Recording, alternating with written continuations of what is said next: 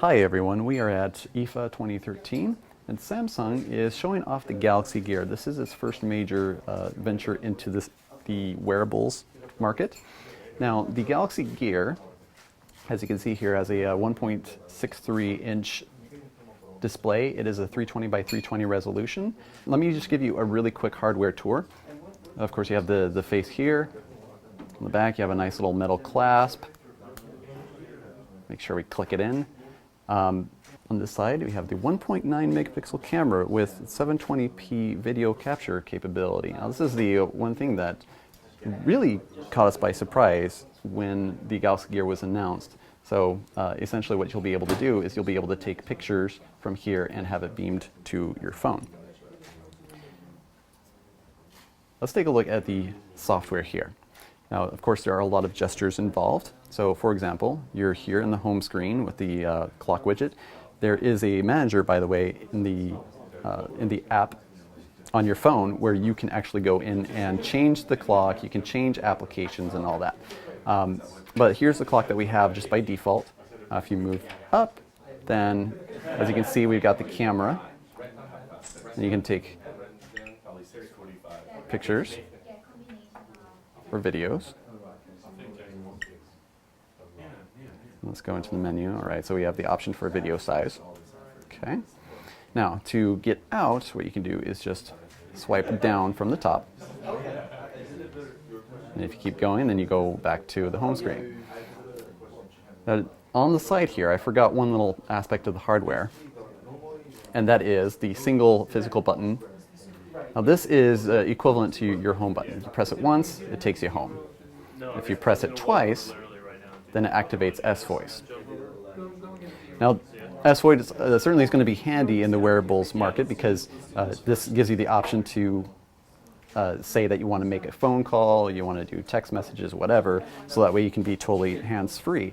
Our only gripe about it is we would love to see an option where you don't have to press this button with another hand, where you can just have something like OK Google Now and have it automatically listen for your voice and hear it and activate it that way. So that way if you're on a bike, for example, you're not trying to have to mess around with all this at the same time.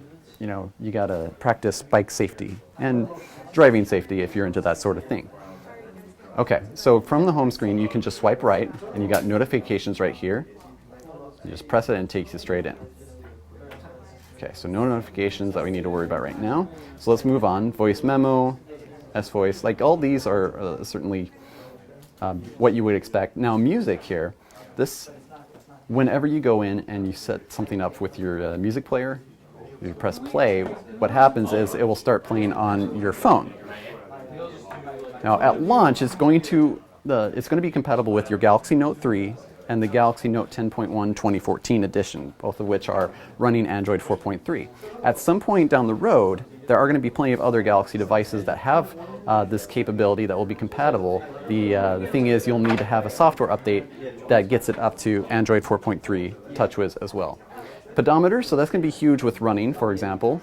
There is certainly a huge emphasis on health and healthy living. Of course, you got the settings, easy enough to get around.